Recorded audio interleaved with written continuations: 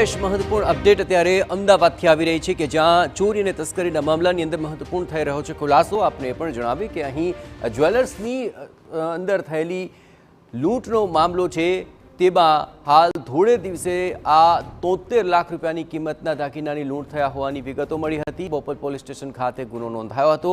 હથિયાર સાથે લૂંટ કરનાર 4 શખ્સો સામે ફરિયાદ દાખલ કરવામાં આવી છે। તો આ સમગ્ર મામલો અમદાવાદના સાઉથ બોપલનો છે। કનકપુરી જ્વેલર્સમાં થયેલી લૂંટનો મામલો છે અને શંકાસ્પદ વ્યક્તિના હવે સીસીટીવી સામે આવ્યા છે અને સીસીટીવીમાં કેદ થયેલી વ્યક્તિ લૂંટારૂ હોવાની શક્યતા જોવાઈ રહી છે અને દિશામાં પોલીસે હાથ ધરી છે તપાસ। થોડા દિવસે 73 લાખ રૂપિયાની કિંમતના દાગીનાની લૂંટ ચલાવવામાં આવી હતી।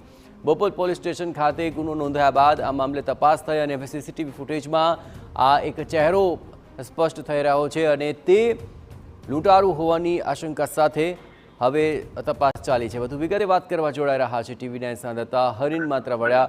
હરીન, લૂંટના મામલે આ સીસીટીવી સામે આવ્યા છે, શું આશંકા અને શું તપાસ?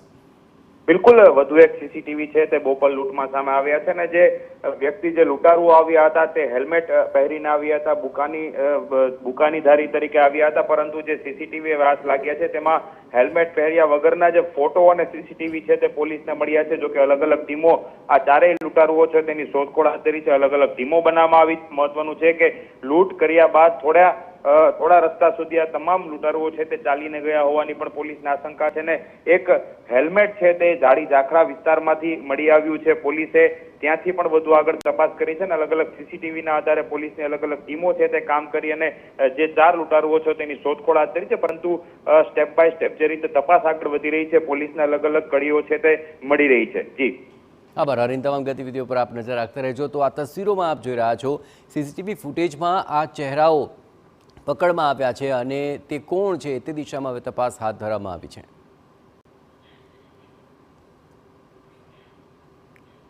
ફરી એકવાર તબીબો પર